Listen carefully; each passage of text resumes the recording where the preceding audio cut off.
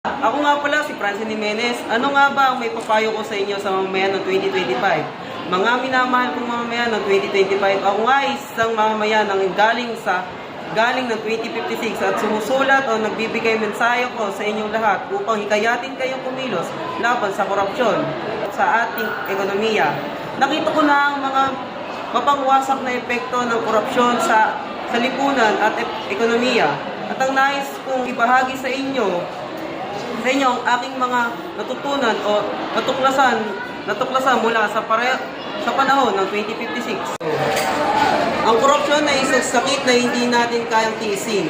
Nagpapahirap sa ating kinabukasan ng buhay ng mga tao, kaya kailangan natin kumilos at gawin para sa ating bayan.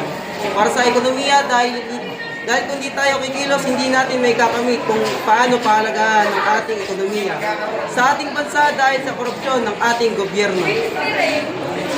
Huwag nating hayaan ang korupsyon na magpatuloy sa ating ekonomiya dahil dito may babaksak ang ating yaman.